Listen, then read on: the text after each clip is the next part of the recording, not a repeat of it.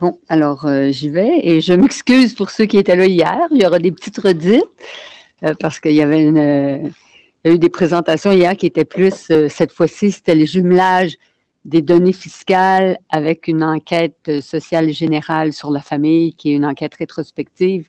Et donc, j'ai parlé un peu du genre de projet qu'on pourrait faire et j'ai parlé de celui-là ici. Alors, cette présentation ici, je dois vous dire, vous voyez, ça a utilisé la dalle avant les projets pilotes. Donc, ce qui veut dire que les données étaient à Statistique Canada et je n'ai pas touché aux données. Il y avait un avantage, il y avait une analyste, Sonny Jeon, qui est à Statistique Canada, qui, elle, connaît très bien la dalle et qui l'a utilisée beaucoup, donc c'est elle qui a joué avec les données. Le désavantage, ben écoutez, quand je voulais dire « Ah, j'aurais donc voulu regarder cette chose-là », il fallait que je lui demande si elle pouvait regarder la chose et vous savez, après un nombre de fois, on arrête de poser des questions, même si on aimerait ça continuer. Alors, ici, on a voulu étudier les conséquences économiques de l'instabilité conjugale au Canada, contraster qu'est-ce qui arrivait aux femmes qui étaient mariées ou en union libre.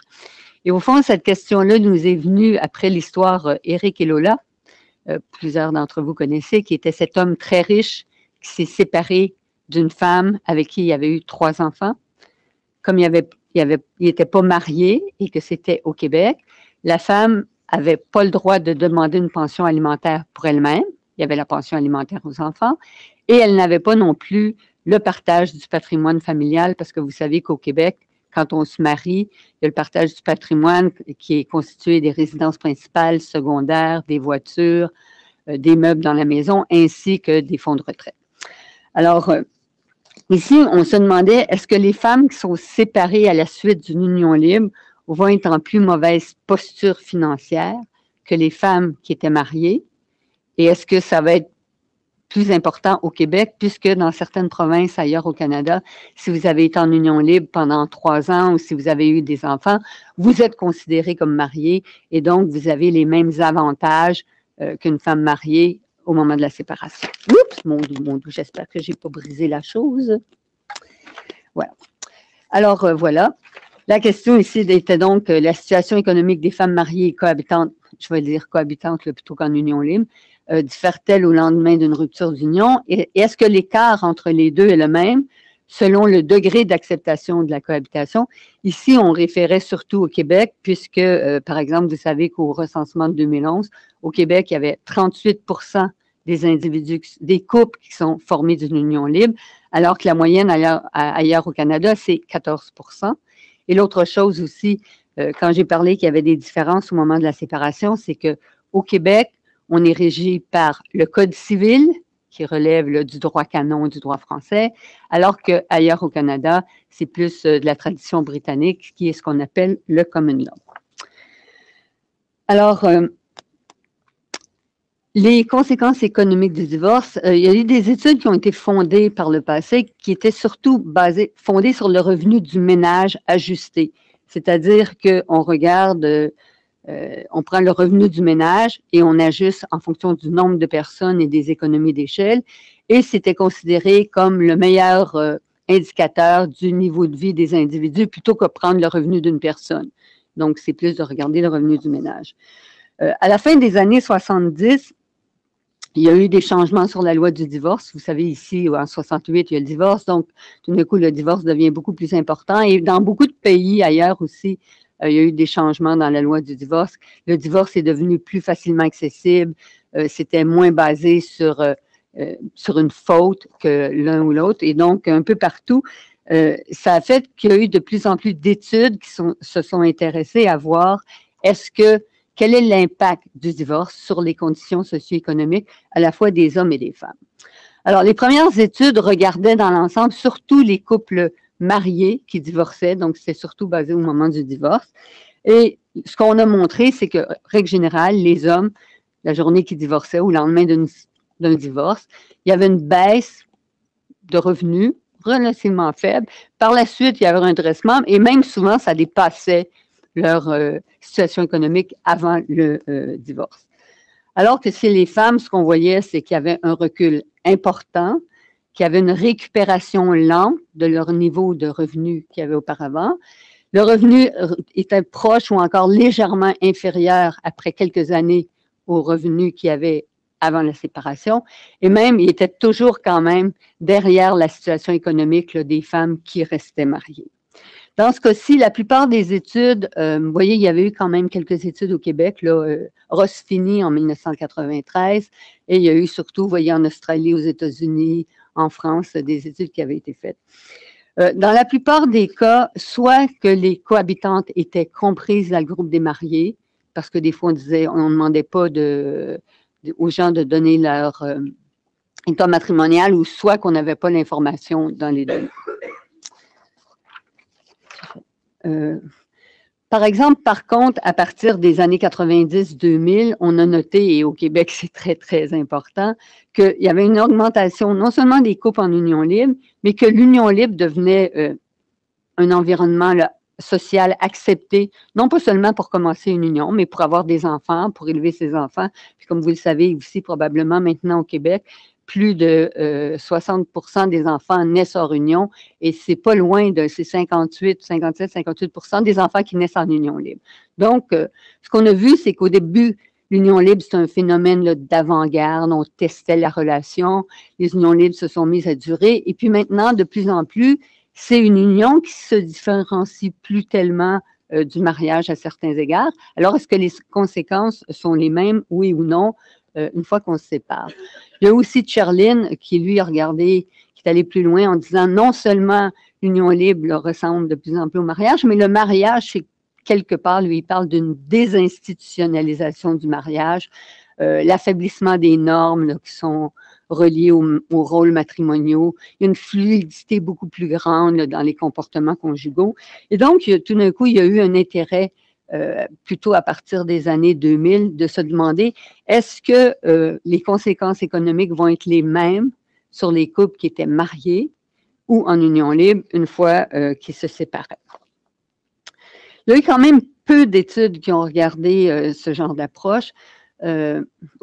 Attendez, donc on s'attendait là, à ce qu'il y ait un écart de plus en plus faible entre les conjoints qui étaient mariés ou séparés, conjoints mariés ou en union libre qui se séparaient. Donc, on a regardé les conséquences économiques de la rupture d'un mariage et d'une cohabitation.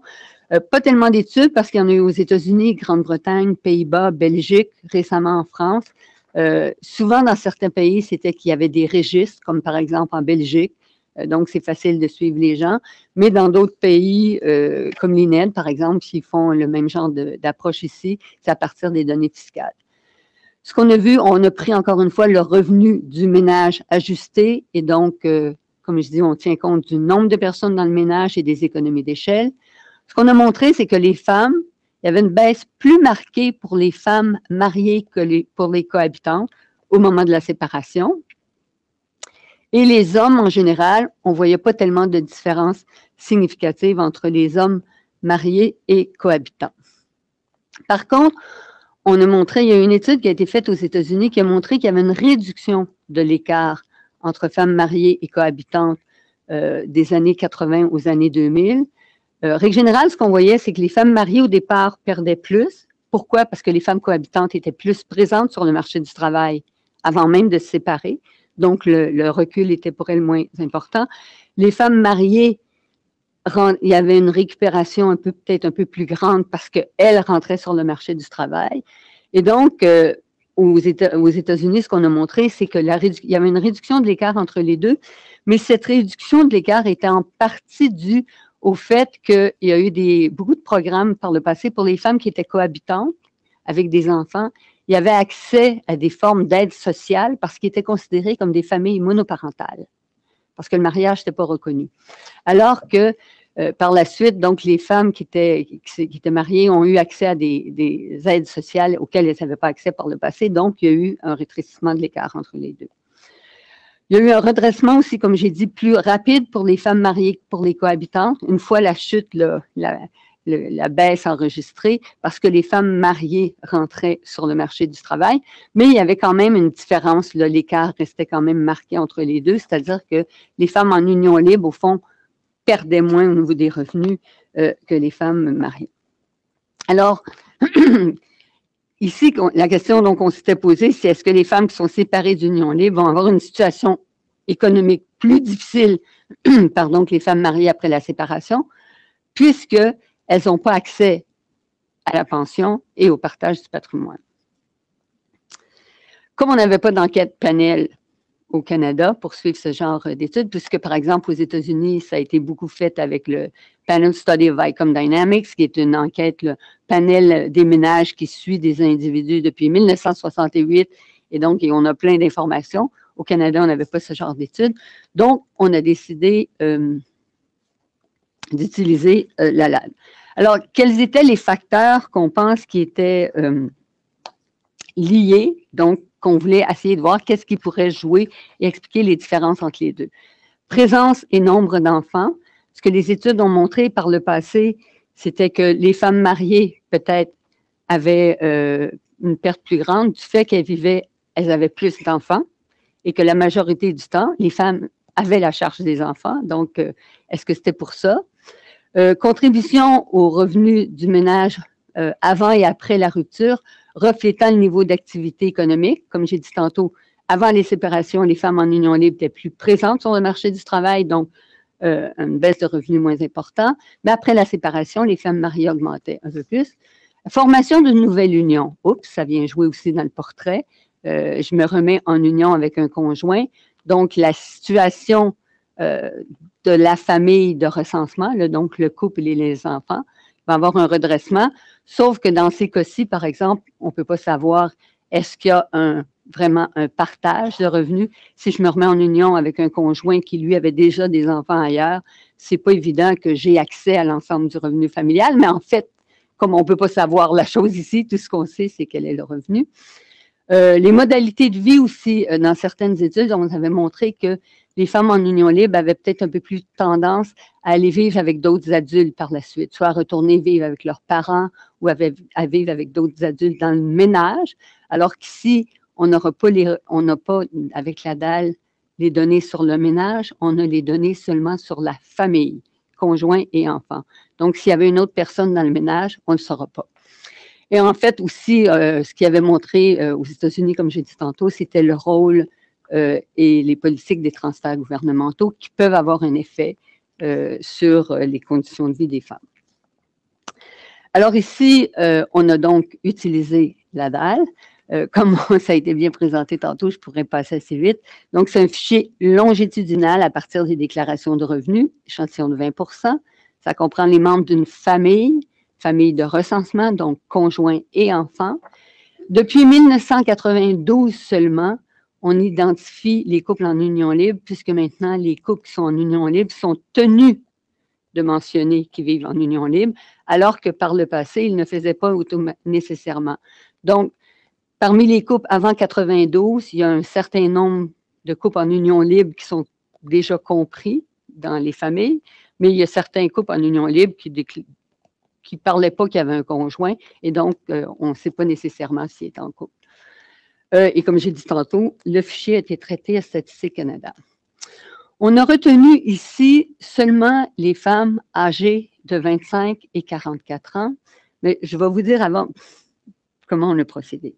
C'est que ici, la façon dont on a procédé, c'est qu'on a regardé, ce sont des femmes qui étaient en union, qui vivaient en couple en 1992, par exemple.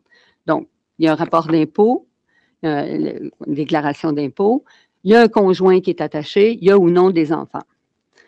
On a regardé si ces femmes-là, en 93-94, étaient toujours en couple.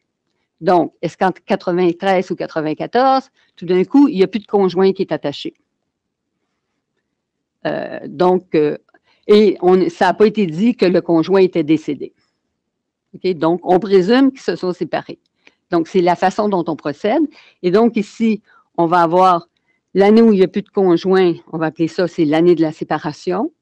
On va regarder le revenu avant la séparation, l'année d'avant, et après, on va suivre les revenus pendant 4 ans. D'accord? Et donc, on est parti en 92, puisque j'ai dit qu'avant 92, on ne pouvait pas identifier les couples en union libre, et on voulait voir si ça avait changé dans le temps. Donc, on a repris aussi en 2002 des femmes qui se sont séparées en 2003 ou 2004. La raison pour laquelle on a retenu seulement les femmes âgées de 25 à 44 ans, c'est qu'on s'est dit, par exemple, une femme de 55 ans qui est en union libre en 1992, c'est probablement une femme qui s'est mise en union, mettons, sa première union 30 ans avant. Il n'y avait pas beaucoup d'unions libres dans ce temps-là. Donc, on s'est dit que si on prenait des femmes plus âgées, ça serait les femmes qui étaient en union libre à ce moment-là, en 92, ce seraient des femmes probablement qui avaient été mariées, qui se sont séparées et qui se sont remis en union libre. Donc, c'est pour ça qu'on a décidé d'arrêter à 44 ans. On a pris seulement 25 ans puisqu'on s'est dit, il y a peut-être des femmes qui sont déjà en union libre à 20 ans, séparées à 22 ans, mais ce sont des unions libres qui ne durent pas longtemps et donc on peut penser qu'il n'y aura pas des effets économiques trop importants. Vous voyez que nos échantillons sont quand même assez gros. On a de l'ordre de 25 000 personnes, femmes mariées ou femmes cohabitantes dans chacune des deux cohortes. Alors, le revenu, donc, c'est le revenu ajusté en équivalent adulte. Donc, c'est le revenu de toutes les sources déclarées par tous les individus de la famille et qu'on a ajusté en fonction donc, du nombre d'individus, mais aussi les enfants en bas de 18 ans, il y a un facteur là, qui est un peu moins important puisqu'on pense que les enfants, ça coûte moins cher que les adultes. Et donc, c'est ajusté ici. Nos variables indépendantes, donc dont on va pouvoir tenir compte, le nombre et l'âge des enfants présents dans le ménage. On a évidemment l'âge des femmes, là, que j'avais dit au début. La participation au marché du travail. Ici, la seule façon dont on peut savoir si la femme a participé au marché du travail, c'est si elle a des revenus d'emploi. Parce qu'elle ne coche pas j'étais présente sur le marché du travail ou non. Ce qu'on avait ici, donc, c'est qu'elle a déclaré un revenu. Et remise en union, si plus tard, tout d'un coup, on voit apparaître un nouveau numéro d'assurance sociale et donc un nouveau conjoint. Évidemment, les femmes qui étaient en union libre ont un nombre plus faible d'enfants. Ils ont à peu près en moyenne un enfant, alors que les femmes mariées en ont 1,5. La participation au marché du travail, entre 1992 et 2002, pour l'ensemble des femmes, la participation au marché du travail va augmenter, mais au départ, la participation des femmes en union libre au marché du travail est plus importante que celle des femmes mariées. Les remises en union, il faut vous dire que les remises en union, il y a un plus fort pourcentage chez les femmes en union libre. Donc, les femmes en union libre ont plus tendance à se remettre plus vite dans une union que les femmes qui étaient précédemment mariées. Par contre, au niveau financier, la remise en union des femmes mariées apporte plus d'avantages financiers, donc augmente plus la situation. Les données sur le revenu ici, ça c'est le revenu familial ajusté avant séparation, après impôt, et donc, mais toujours corrigé là, en fonction du nombre des personnes. Et donc, ce qu'on voit, c'est qu'en 1992, les femmes cohabitantes gagnent plus que les femmes mariées. C'est-à-dire, ont un revenu, pas nécessairement gagnent plus, parce que c'est avant la séparation. Donc, le revenu familial, mais corrigé, ajusté, les femmes en union libre ont un revenu plus élevé d'à peu près 2 000 $. Quand on regarde en 2002, on voit qu'au Québec, c'est encore un peu plus élevé, mais qu'ailleurs au Canada, c'est le même revenu. D'accord? Donc, c'est ce qu'on regarde. Okay? L'autre chose aussi que je vais vous montrer ici, dont il fallait tenir compte un peu, mais on ne pouvait pas, c'est que les pensions alimentaires pour enfants. En 1992, il y a des pensions alimentaires qui sont versées pour enfants, et à ce moment-là, le créancier, le payeur, peut les déduire de son revenu, et la créancière, celle qui reçoit la pension, doit l'inclure dans son revenu. Pour celles d'entre vous ou ceux d'entre vous qui étiez là, en 1997, suite à la fameuse affaire Thibodeau, les pensions fiscales pour enfants sont devenues défiscalisées. Ce qui veut dire que les payeurs ne peuvent plus les déduire de leurs revenus et que les créancières n'ont plus à les inclure dans leurs revenus. Au total, l'État est gagnant, puisque maintenant, c'est imposé sur le payeur, qui est règle générale, est la personne qui a un revenu plus élevé, Et donc, c'est l'État qui a été revenu. Mais donc, ici, on a voulu regarder quand même, et on n'avait pas la distinction. Ici, ce sont les pensions alimentaires, donc payées pour ex-conjoints ou pour enfants, sont comprises ensemble. Donc, ce qu'on voit, si on regarde les mariés, vous voyez qu'en 1992, à peu près 30% des femmes qui étaient mariées, qui se sont séparées, qui recevaient une pension alimentaire. Les cohabitantes, c'était 15% au Québec, 13% ailleurs au Canada. Au Québec, si c'est un peu plus élevé, c'est probablement qu'il y avait plus de cohabitantes qui ont des enfants, qui ont eu des enfants avec leurs conjoints, donc qui ont une pension alimentaire pour enfants. Il peut avoir un certain nombre de pensions alimentaires qui est donné à l'ex-conjoint, même si c'est, même s'il n'était pas marié. Quand on regarde, par contre, en 2002, vous voyez que, j'ai dit tantôt, les pensions alimentaires pour enfants ne sont plus là.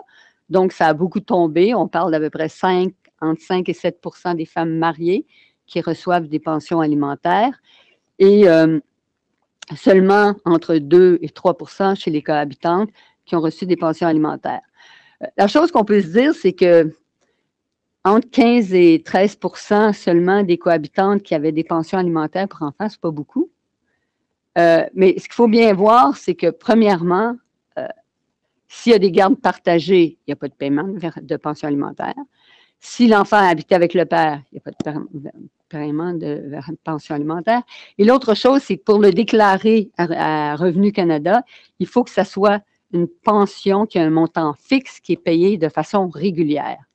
Et donc, il y a un certain nombre, et même dans les enquêtes, quand on voit, c'est qu'à peu près, d'habitude, 25-30% des femmes qui disent recevoir des pensions alimentaires de façon fixe et régulière. Et donc, quel était le pourcentage du revenu avant impôt que représente la pension alimentaire? Bien, vous voyez que pour les femmes mariées, c'était de l'ordre à 7-8% en 92, mais dans tous les autres cas, on parle d'à peu près là, entre même pas 1 et 3%. La raison pour laquelle je dis ça, c'est que, évidemment, les revenus des femmes qui étaient mariées en 92, leur situation par la suite va être un peu meilleure, puisqu'il y a des pensions alimentaires qui sont comprises pour enfants, alors qu'on ne le verra plus en 2002. Alors, voilà ce que ça donne. Ici, cette figure-ci, bon, bleu, Québec, rouge, Canada. Ça va? Mariés, ce sont les lignes pleines. Cohabitantes, ce sont les lignes en pointillés. Donc, on part du revenu, on part d'un taux de remplacement du revenu médian, qui est toujours mon revenu ajusté. Donc, on se dit que l'année avant la séparation, vous avez un revenu qui va être le revenu de 100%.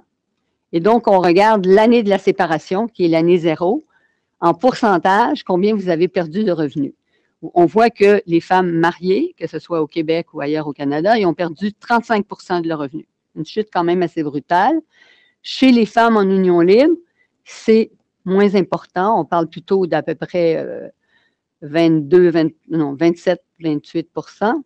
Et quand on regarde par la suite, vous voyez qu'au fil des années, il y a une récupération qui se fait graduellement et que même après 4 ans après la séparation, les femmes mariées ont même dépassé un tout petit peu en termes de pourcentage de revenus récupérés, mais quand même, on est quand même encore à 10 ou 15% en bas de la situation de revenus qu'on avait au départ.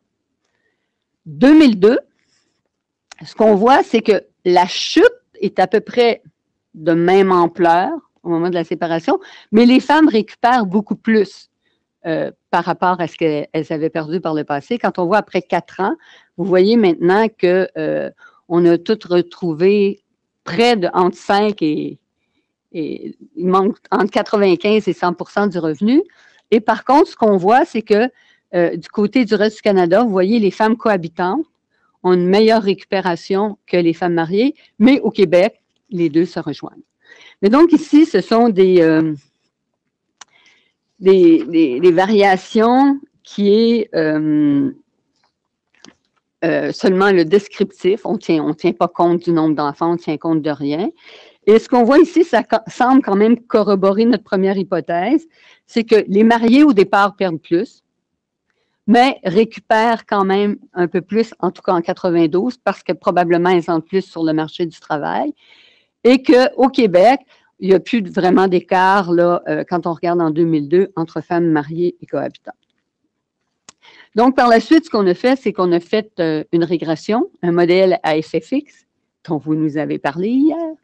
Et donc, cette fois-ci, tout ce que ça fait, c'est que ça montre quand il va y avoir un changement, par exemple, une femme qui va passer de 2 enfants à pas d'enfants ou vice-versa, et on va contrôler ça en fonction des années et on va voir, on va comparer les changements entre les femmes mariées et cohabitantes. Donc là, cette fois-ci, ce que je vais vous présenter, ça va être les changements en dollars, OK, qui vont avoir perdu une fois qu'on tient compte du nombre d'enfants, de la présence ou non sur le... Est-ce qu'il y a un revenu de travail ou non, et est-ce qu'il y a eu remise en union ou pas. Alors, voici ce que ça donne. En 92, toujours revenu familial ajusté, toujours après impôt. Donc, ce qu'on voit à gauche, vous voyez qu'en termes de dollars, l'année 0, l'année de la séparation, les femmes à la fois mariées et cohabitantes au Québec ont perdu à peu près 9 000 $. OK? Et donc, vous vous rappelez qu'au début, les femmes mariées gagnaient moins que les femmes en union libre. Donc, c'était pour ça que leur chute en pourcentage était plus importante.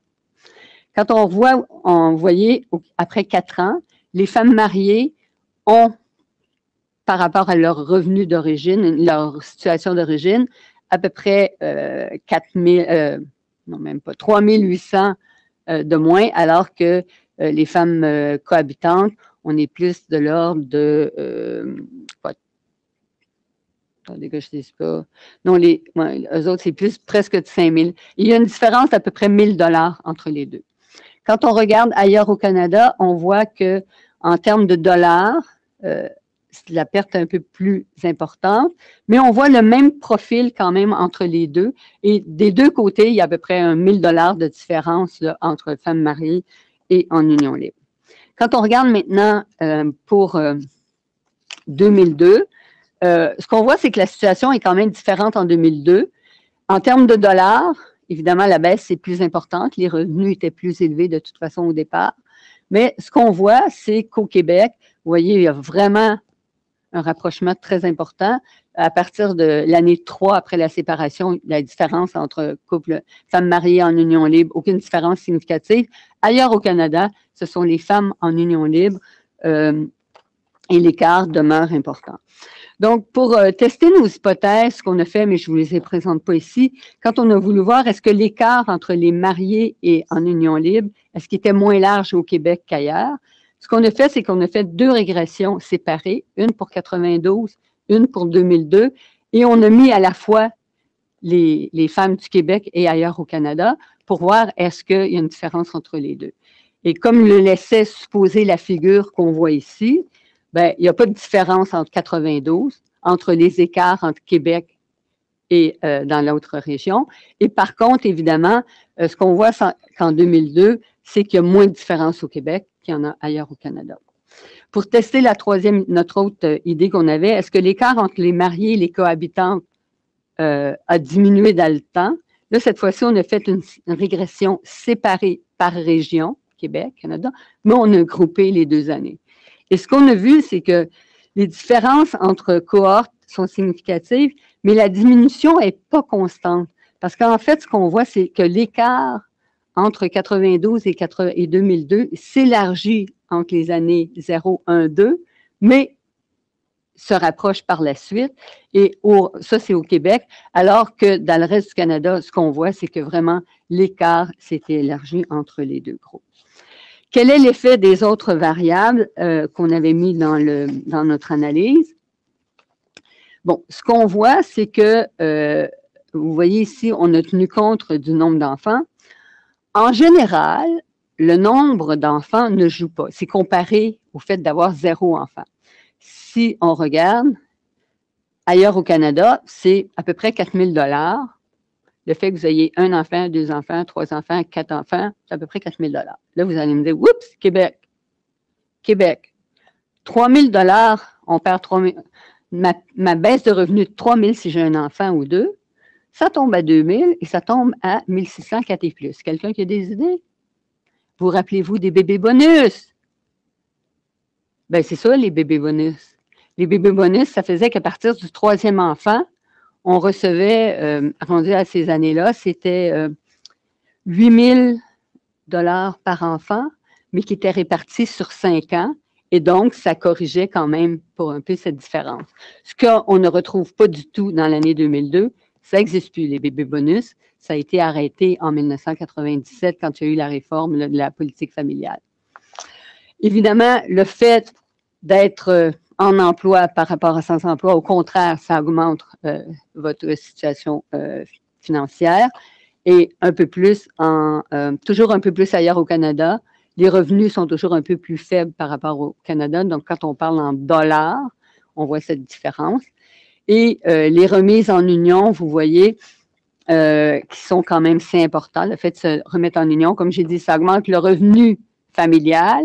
C'est pas nécessairement clair que la femme a nécessairement accès à plus d'argent. Alors, résultat, donc, de tout ça, variation brute, ce qu'on a vu, c'est en 1992, juste après la séparation, les cohabitances ont une de revenus plus faibles, mais récupèrent plus. Donc, ça, je dois vous dire que quand on regardait les différentes études, ça, c'était un bout qui est un peu par moment là, confus, c'est qu'il y a certaines études qui regardent juste 1 an après la séparation. Il y en a d'autres qui regardaient 5 ans ou 10 ans après la séparation. Et comme on a vu ici, le portrait est très différent parce que ça ne joue pas de la même façon pour les femmes mariées ou les femmes en union libre. Vous voyez, en 2002, 4 ans après les séparations, les femmes mariées sont légèrement avantagées au Québec, mais les cohabitantes s'en tirent mieux ailleurs au Canada. Ça, c'était juste la variation brute du taux de remplacement. Changement du revenu net. Après la séparation, là, aucune différence significative au début. Ça s'élargit au profit des femmes mariées. 2002, cette fois-ci, au Québec, après 4 ans, il n'y a plus de différence significative, mais il en reste ailleurs au Canada. Donc, plus petit écart entre femmes mariées et cohabitantes au Québec qu'ailleurs au Canada, mais seulement pour 2002. Difficulté quand même de comparer les deux régions. D'ailleurs, on aimerait ça refaire une analyse, puis peut-être comparer juste Québec et Ontario, puisqu'il y a des différences quand même assez importantes dans les politiques familiales. Quand on regarde, par exemple, l'Alberta, ont des politiques c'est beaucoup plus, je dirais, du bâton, alors qu'au Québec, on a peut-être plus la politique de la carotte, c'est-à-dire que on a augmenté les services de garde, les congés parentaux, alors qu'en Colombie-Britannique, c'est plus si vous ne retournez pas sur le marché du travail, donc vous allez perdre vos... Manque de précision aussi dans la mesure de la participation au marché du travail. Tout ce qu'on savait, c'est est-ce qu'il y a un revenu de travail? On ne sait pas le nombre d'heures et on ne voit pas est-ce qu'ils ont augmenté beaucoup ou non.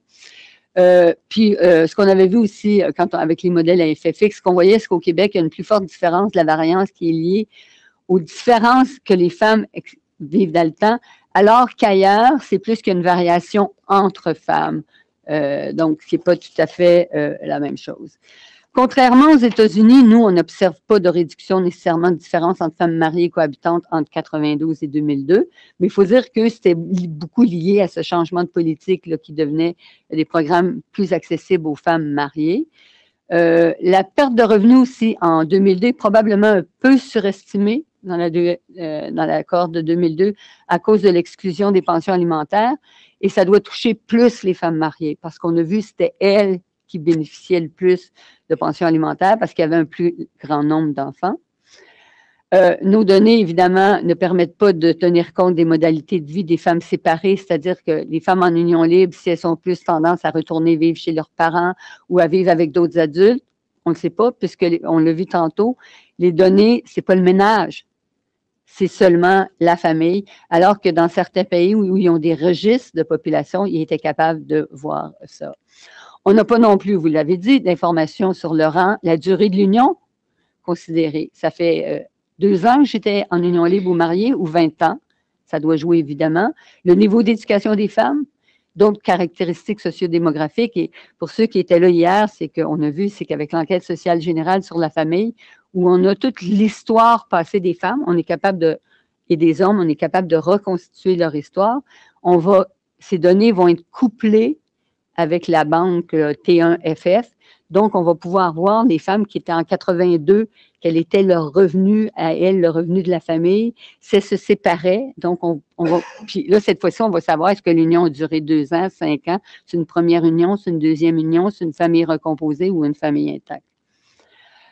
Les autres analyses, on faisait partie, vous savez, quand vous avez montré vos projets pilotes là, dans la colonne autres, mariage, divorce, c'était nous. Ce qu'on voulait faire, mais notre projet pilote n'a pas été retenu.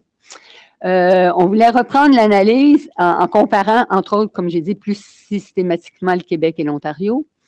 On voulait aussi examiner de façon plus proche la part des revenus que les femmes séparées retirent de l'emploi, des pensions alimentaires là, pour ex-conjoints, mais aussi en 97, mais aussi des transferts gouvernementaux, parce qu'on est capable d'aller voir combien ils vont chercher. Puis comme je vous dis, c'était le genre d'affaires qu'on aurait voulu demander, mais je pense que la pauvre Sonia, là, à l'autre côté, là, elle devenait un peu lasse de toutes nos demandes. Alors, c'était une des choses. Aussi, on voulait regarder les conséquences économiques d'une séparation parmi les hommes mariés cohabitants et examiner dans quelle mesure la participation accrue des femmes à l'union libre va modifier leur situation avant ou après.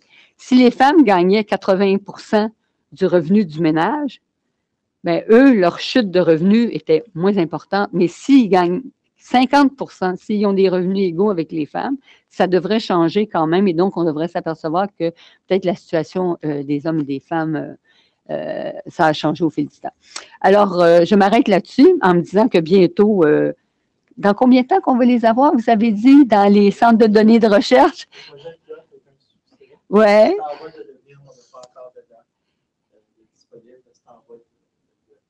Mais voilà. Alors, ça, c'est le genre d'affaires qu'on pourra faire demain matin. Merci.